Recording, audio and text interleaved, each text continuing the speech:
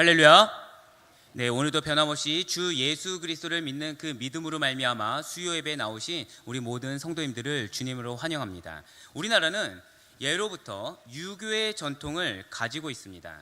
그래서 어려서부터 효를 중시하고 어려서부터 예의 범절을 잘 지키도록 교육하고 있죠. 조상에 대한 예우 그리고 가문의 뿌리 등등을 굉장히 중요시합니다. 그래서 집안의 족보를 각 가정에 하나 정도는 비치하고 있을 정도라는 거예요. 그런데 시대가 흘러가면서 점차 우리의 성씨가 어떠한 역사와 어떠한 뿌리를 가지고 있는지 덜 중요하게 여겨지기도 하는 것이 오늘날의 현실입니다. 왜입니까? 요즘은 유교보다는 다른 가치들이 더 중요해지고 있기 때문입니다. 그렇다고 한다면 성경이 기록된 당시에는 과연 어땠을까요? 오늘 마태는 복음서를 쓰면서 이 유대인의 전통을 염두에 두고 첫 시작을 고민합니다. 어떻게 시작을 해야 할까? 어떤 출발이 가장 좋을까? 사실 모든 글의 시작은 처음이 가장 참으로 중요하기 때문에 이런 어떤 출발이 가장 좋을까라는 고민은 사실 당연하다는 거예요.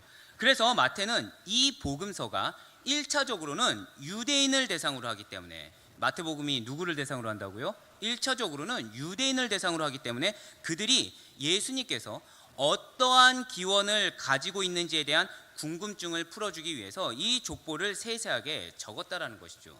그런데 우리는 이렇게 족보라는 단어를 들으면 굉장히 고루하고 굉장히 고리타분하면서 굉장히 딱딱하게 여겨지지만 사실 유대인들에게 있어서 족보 이야기는 결코 딱딱한 주제가 아닙니다. 특히 메시아와의 그 관련 속에서 이 족보는 너무나도 필수적이라는 것이죠. 그 족보 가운데 만일 메시아가 나신다라고 한다면 그는 반드시 아브라함의 자손이어야 합니다. 그리고 그는 동시에 다윗의 자손이어야만 한다라는 거예요. 마태는 이러한 유대인들을 이해했습니다. 그래서 예수님을 그들의 메시아로 제시하기 위해서 먼저 예수 그리스도의 그 혈통적 기원을 밝히고 있다라는 것이죠. 그렇다고 한다면 이제부터 이 자세한 족보 이야기, 그 이야기 속에 담긴 참된 하나님의 뜻과 그분의 그 은혜를 나누는 귀한 시간을 갖도록 하겠습니다. 먼저 우리 1절 말씀 한번 보시길 바라요. 지금 첫 소절이 무엇이라고 기록되어 있습니까? 아브라함과 다윗의 자손 예수 그리스도의 계보라라고 지금 기록되어 있습니다. 마태는 이 예수 그리스도의 족보를 개관하면서 가장 먼저 무엇을 밝히고 있어요? 예수님께서 아브라함과 다윗의 자손임을 강조하며 밝히고 있다라는 것이죠. 이것은 단순히 예수님이 혈통이 이렇습니다 라고 밝히고 있는 그 혈통적 기원을 넘어선 의미라는 거예요. 무슨 말씀입니까? 아브라함과 다윗의 자손이라는 것을 강조한 것은 예수님께서 그리스도로서 아브라함의 언약과 다윗의 언약, 이 아브라함의 언약과 다윗의 언약을 성취하시는 분이시라는 것을 강조하며 제시하기 위함이라는 거예요. 어디서부터요? 1장 1절에서부터 말입니다.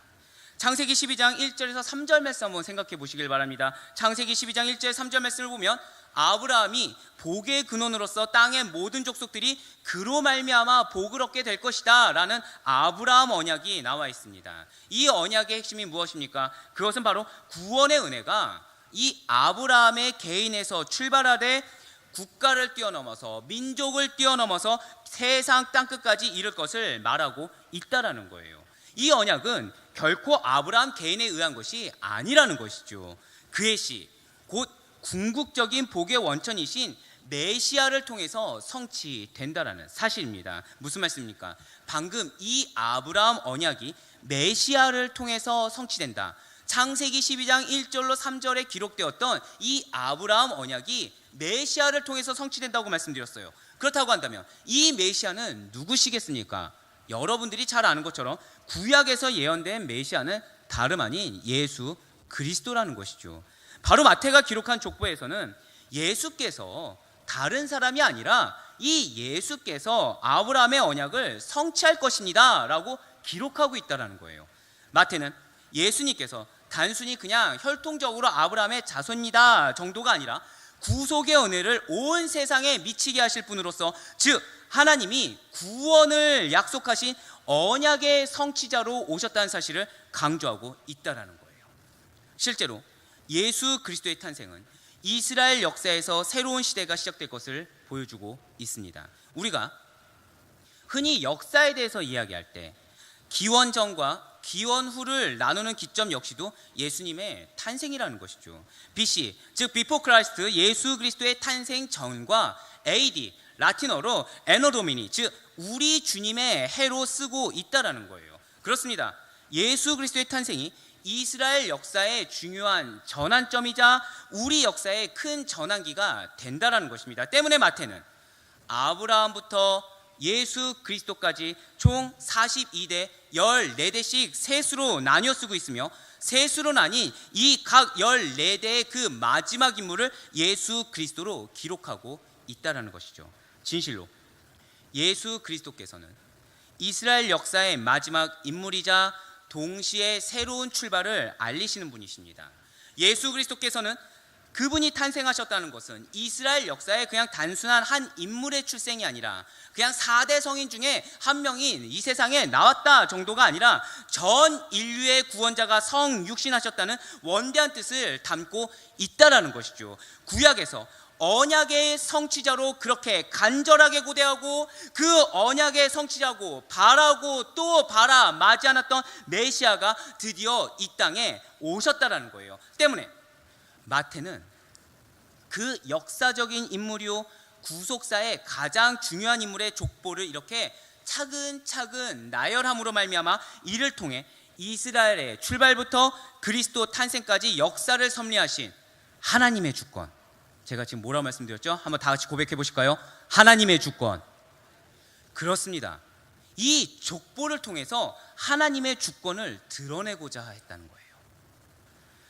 또한 마태는 이 이스라엘 역사를 쉽게 구분하도록 14대씩 세수로 구분하였는데, 이건 역시 시기별로 뚜렷한 특징을 지니고 있다는 것이죠. 이 부분은 꼭 잘 들으셔야 합니다.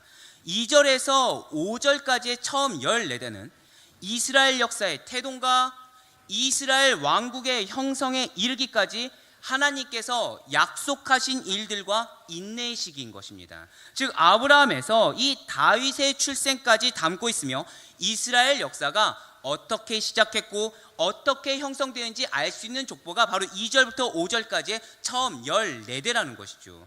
또한 두 번째가 되고 있는 6절부터 11절까지의 14대는 이스라엘 왕정 시대의 요약인 것입니다.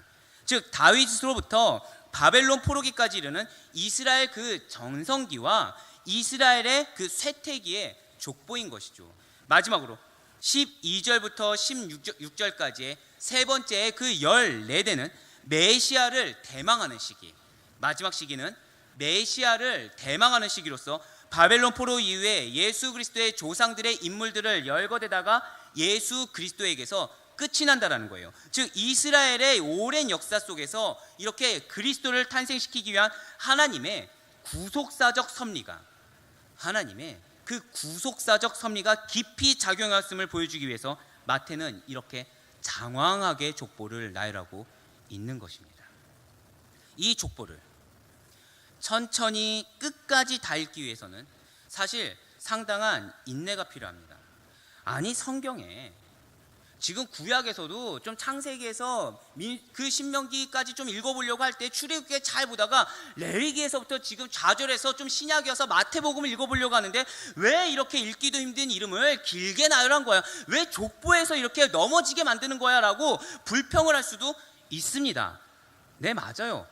사실 이 이름을 저희가 방금 전에 읽을 때도 너무 힘이 들어요.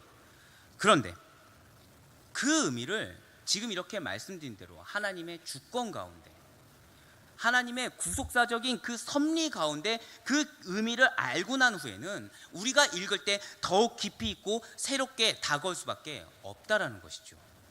이름 몇 개를 읽는데 이 수마디 문장을 읽어내는데 할애되는 시간은 수초 아니 좀 더 천천히 읽는다고 해도 수분에 불과합니다. 하지만 장구한 오랜 역사의 흐름이 이 안에 담겨 있다는 사실을 반드시 믿으시길 바랍니다. 이 안에 하나님의 주권과 구속사적인 그 깊이 있는 섭리가 그렇게 다 담겨 있다라는 거예요. 진실로 하나님께서는 무엇을 말씀하고 싶으신 것입니까? 이스라엘에게 계속 간섭하셨어요. 진실로 하나님께서는 이스라엘 역사 가운데 늘 항상 함께 하셨다라는 것입니다. 그리고 영원부터 영원까지 이스라엘과, 아니 오늘 이 자리에 함께한 여러분과 저와 모두와 함께 하실 것입니다. 믿으십니까? 왜입니까? 왜 하나님께서는 이렇게 영원부터 영원까지 이스라엘뿐만 아니라 오늘날 예수 그리스도를 믿는 구원받은 백성인 여러분과 저와 늘 항상 함께 하시는 것입니까? 그것은 우리 한번 다 같이 고백해 보실까요? 구원하시기로 작정하셨기 때문이다. 맞아요. 여러분들이 태어나기 이전부터, 하다못해 여러분들이 예수님을 저는 믿습니다 라고 고백했음에도 불구하고 여전히 불신하고 여전히 죄를 짓고 여전히 의심하면서 세상 사람과 별 다를 차이 없이 움직이는 그 과정 가운데서도 끝까지 구원하시기로 작정하셨기 때문입니다. 우리가 멸망과 죽음으로 말미암아 끝나지 않게 하시고 우리의 결국이 천국과 영생에 이르도록 하시기 위해서 우리에게 영원부터 영원까지 함께 하시겠다고 약속하셨다는 거예요. 그래서 하나님께서는 누구를 우리에게 보내셨죠? 예수 그리스도를 우리에게 보내주신 것입니다. 그런데 우리가 이렇게 나는 예수님을 믿습니다, 또는 우리가 전도를 나가서 예수님을 믿으셔야 돼요, 예수 그리스도를 믿고 우린 천국에 가야 됩니다, 그분을 믿고서 우리는 구원을 받아야 돼요 라고 말하는 이 예수 그리스도의 이름에는 굉장히 중요한 뜻이 담겨 있다는 것이죠. 먼저 예수라는 단어는 여러분들도 잘 아시는 것처럼 여호와는 구원이시다라는 의미가 담겨 있습니다. 바로 마태복음 1장 21절이 그래서 우리에게 이렇게 말을 해주고 있습니다. 마태복음 1장 21절 말씀을 우리 다 같이 한 목소리로 봉독하도록 하시겠습니다. 시작. 아들을 낳으리니 이름을 예수라 하라. 이는 그가 자기 백성을 그들의 죄에서 구원할 자이심이라 하니라. 이름을 예수라 하라. 이는 그가 누구를요? 자기 백성을 어디에서? 그들의 죄에서 무엇을요? 구원하시기 위해서. 네, 그렇습니다. 예수란 이름이 자기 백성을 저희의 죄에서 구원할 자라는 의미를 지녔음을 밝히고 있다는 것이죠. 이 이름을 누가 지어주셨습니까? 바로 주의 사자, 즉 천사가 지어준 이름입니다. 예수님께서 자기 백성을 구원하시기 위해서 오신 분인데, 특히 죄로부터, 우리의 형편이 아니에요, 우리의 현재 고난 가운데 있는 그 상황이 아니에요. 어디에서 구원하시기 위함이라고요? 죄로부터 구원해 주시려고 이 땅에 오신 분이라는 것이죠.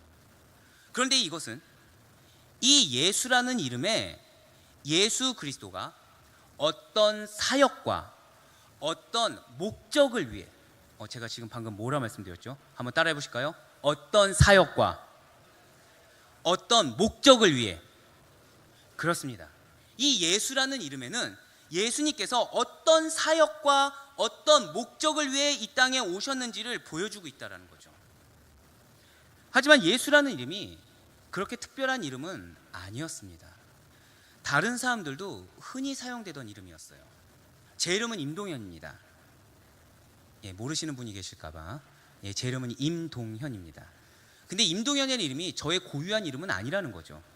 다른 사람들도 사용하는 이름입니다. 그와 마찬가지로 예수라는 이름 역시도 다른 사람들도 사용하는 이름이었다는 거예요.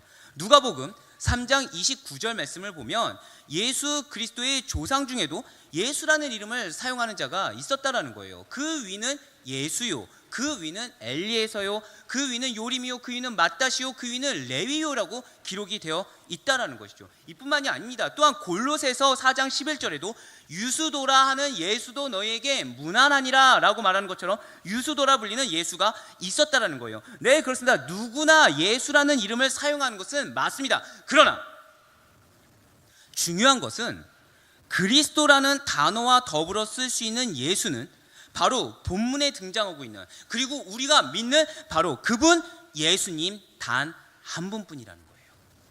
그렇다고 한다면, 네, 좋아요. 예수라는 이름에는 어떠한 사역과 어떠한 목적을 위해 이 땅에 오셨는지가 담겨 있다고 말씀드렸습니다. 그렇다고 하면 그리스도는 무슨 뜻입니까? 그리스도는 기름 부음을 받은 자라는 의미로서 예수 그리스도의, 한번 따라 보실까요? 직임. 그렇습니다. 예수님의 직임을 나타내는 의미입니다. 기름 부음을 받은 자. 우리는 흔히 그리스도는 메시아를 나타낸다라고 알고 있는데 이것이 바로 예수님의 직임이라는 것이죠. 그래서 사도 요한은 요한복음 1장 41절 말씀을 통해서 우리에게 이렇게 말을 해주고 있습니다. 요한복음 4장 1장 41절 말씀입니다. 그가 먼저 자기의 형제 시몬을 찾아 말하되 우리가 메시아를 만났다 하고, 메시아는 번역하면 무엇이라고요? 그리스도라. 아멘. 그렇습니다.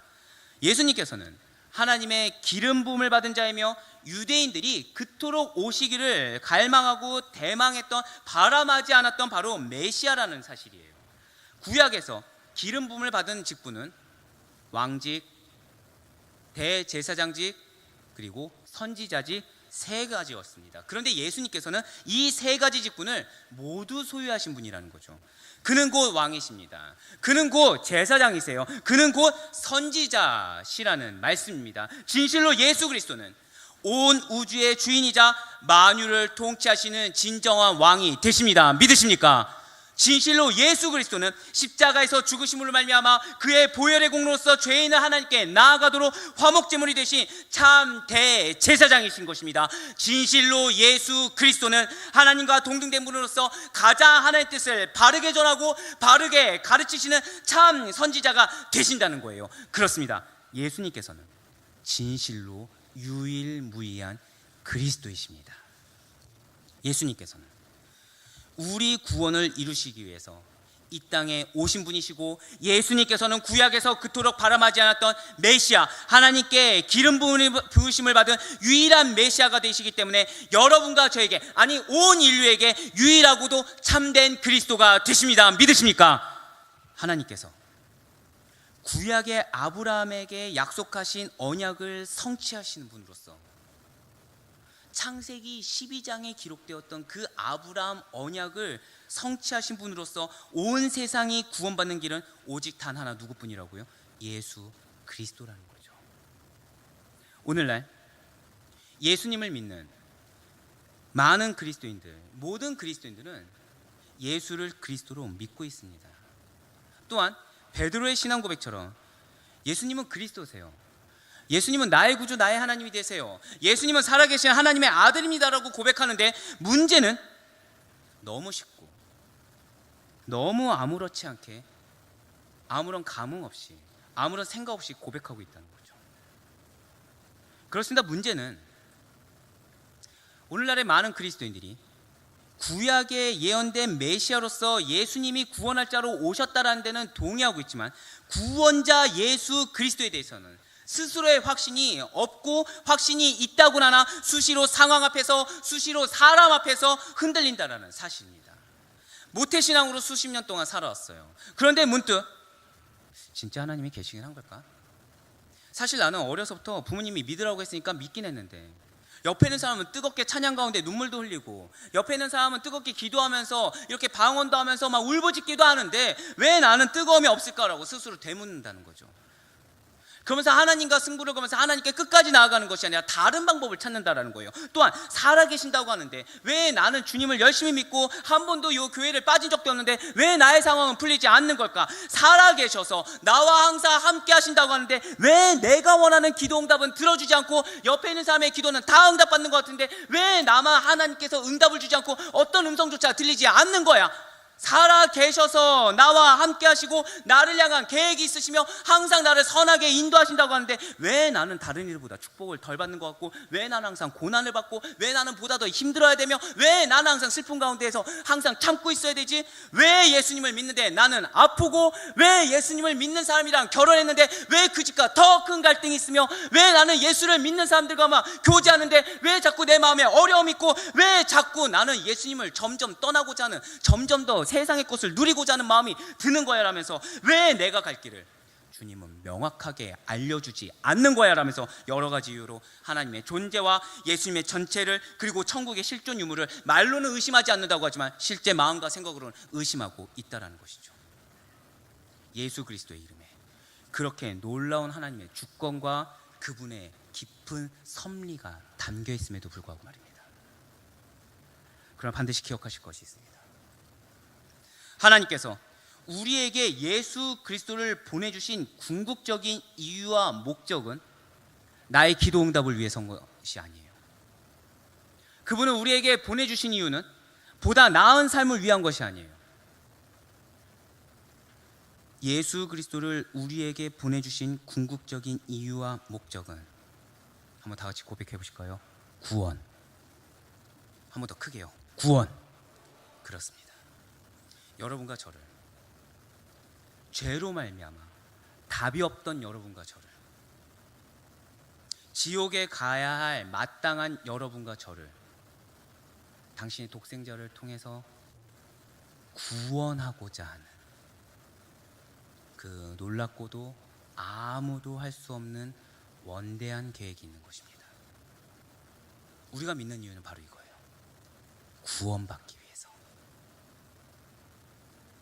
예수 그리스도는 하나님께 기름 부으심을 받아 이스라엘과 온 인류를 구원하시려고 오실 메시아, 그 언약의 성취자로서 우리 모든 죄인을 구원할 자로 보내심을 받은 것입니다.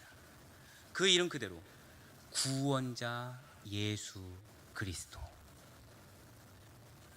구원자 예수 그리스도. 구원자 예수 그리스도가 되신다는 사실을 믿으시길 바랍니다. 그러나 그 이름을 믿는 여러분과 저는 과연 어떻습니까? 그 이름이 나의 전부가 된다고 고백하는 우리들은 과연 어떻습니까? 분명 우리는 구원받았음에도 불구하고 그 예수 그리스도의 보혈의 공로가 결코 가볍지 않음에도 불구하고 구원의 완성을 위해 나아가는 그 과정 가운데 구원은 점점 더 당연해져서 아예 삶 가운데, 교회에선 생각하죠. 하지만 우리가 교회에서 예배를 드리고 돌아가는 우리의 각자의 가정과 우리의 각자의 사업장과 우리의 각자의 직장, 학교, 그 각각의 처소에서는 점점 구원은 당연해져서 아예 삶 가운데 그 단어조차 기억나지 않고 참된 소망이 천국보다, 점점 소망이 천국이 아니라 다른 세상의 것들로 채워져 가면서 그 천국보다 이 땅의 삶이 보다 더 나아진 곳에 더 관심을 쏠 때가 많지가 않습니까?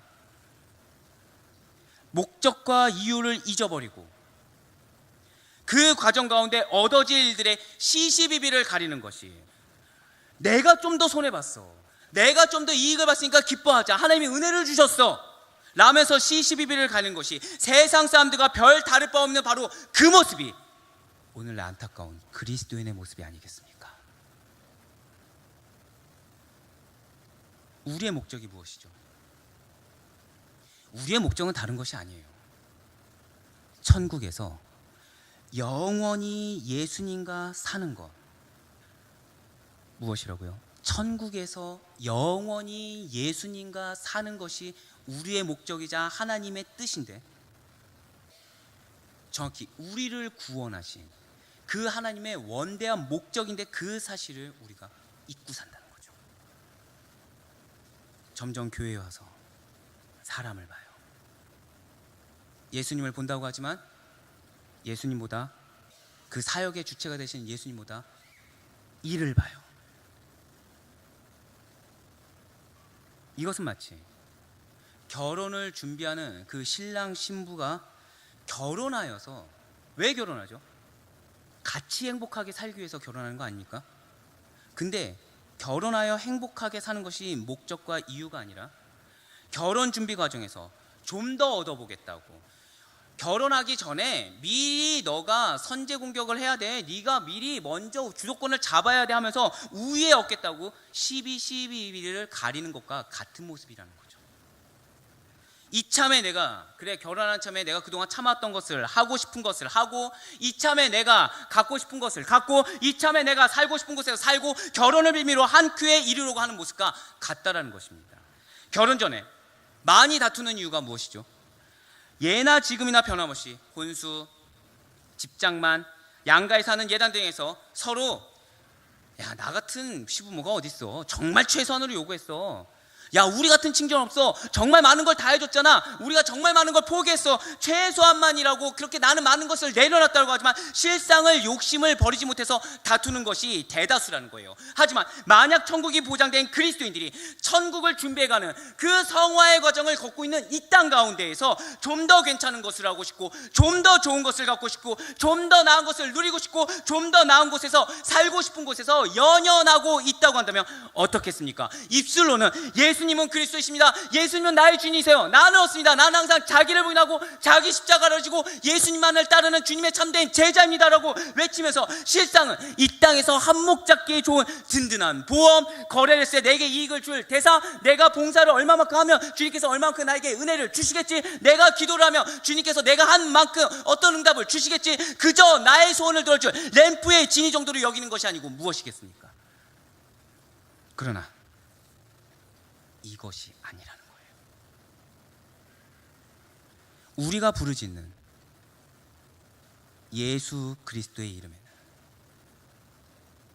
우리가 감히 쳐다볼 수조차 없는 하나님의 사역과 그분의 목적이 담겨 있고, 우리가 부르짖는 예수 그리스도의 이름에는 그분의 직임이 담겨 있는 거룩하고도 원대한 뜻이 담겨 있습니다. 그분은 우리의 몇 마디 말로, 우리의 짧은 생각으로, 우리의 완악한 마음으로 평가절하할 수 있는 분이 아니라는 거예요. 왜입니까? 예수님은 진실로 그리스도이시기 때문입니다. 예수님은 진실로 우리를 위해서, 아니 나를 위해서 십자가에서 피를 흘리신 분이시기 때문입니다. 예수님은 지금 이 순간에도 저 천국 보좌 우편에 앉으셔서 우리를 위해서 눈물로 간구하시는 분이시기 때문입니다. 사랑하는 우리 동원의 성도 여러분들, 진실로 예수님을 그리스도로 믿고 계십니까? 진실로 천국이라는 더 크고 원대한 소망이, 아니 그 천국을 소망하고 소유하기를 원하고 계십니까? 그러하다면 눈에 보이는 세상 무력과 정욕이, 내 감정이 비록 포기하기 어렵다고 하더라도, 내 소망이 비록 내려놓기 어렵다고 하더라도 기꺼이 포기하여서 주님의 참된 자녀요, 주님의 천국 백성이라고 인정받는 여러분과 제가 되길 간절히 소망합니다. 기꺼이 내려놓아서 주님의 참된 기쁨이 되는 여러분과 제가 되길 간절히 소망합니다. 말로는 이 땅의 삶은 나그네 삶이지, 이 땅의 삶은 정말 중요하지 않아, 우리에겐 믿음이 전부야 라고 하면서 우리는 이곳에서 오래 살 것처럼 목숨을 걸고 이 땅에서의 가치가 중요한 것처럼 내 생명을 걸 때가 너무나도 많습니다. 그렇지만 실상은 그렇지가 않는다라는 거예요. 성경이 말하는 대로 길어야 인생의 연수가 70에서 80인 것을 잊지 마시고 지혜롭게 받아들이시는 여러분과 제가 되길 간절히 소망합니다. 그런 짧은 우리의 연수에 가장 확신이 있고, 그런 짧은 우리의 연수에 가장 보람이 있으며, 그런 짧은 우리의 연수에 가장 유익하고, 그런 짧은 곧 예수 그리스도를 만나는 날이 머지않은 우리들에게 가장 가치 있는 것은 오직 단 하나, 예수님께서 진실로 유일무이한 그리스도라는 믿음이요, 이 믿음이 전부인 삶이라는 사실을 반드시 믿으시길 바랍니다. 예수는 그리스도라는 이 고백이 진실된 여러분과 저의 고백이길 주님께서는 간절히 원하고 계십니다. 예수는 진정으로 나의 그리스도이십니다라는 믿음의 고백이 우리의 삶 자체로 주님께 기쁨으로 내어드릴 수 있는 여러분과 저의 삶이 되길 간절히 소망합니다. 부디 바라옵기는 구원의 은혜만으로도, 그래서 기도할 때 예수님의 이름을 부르짖는 것만으로도 감동이 있는, 찬양할 때 예수님의 이름을 내 입으로 낼 수 있는 것만으로도 감사할 수 있는, 다음 주 새벽에 무엇이 있다고요? 고난주간 특별 새벽 기도가 있다는 그 자리에 예수님의 고난에 참여할 수 있다는 그 사실만으로도 기뻐 감사할 수 있는, 그래서 충분히 만족하고 주님 보시기에 진정 감사할 줄 아는 너가 나의 참된 자녀요 청직이다라고 인정받는, 그래서 이 땅 가운데 그리스도인답게 이 세상의 부유함으로 살아가는 것이 아니라 주님만이 허락하신 그 충만한 은혜로 말미암아 믿음으로 말미암아 살아가시는 우리 모든 귀한 성도님들 되시기를 주님의 이름으로 간절히 축원합니다. 함께 우리 이 시간 통성으로 기도하도록 하시겠습니다.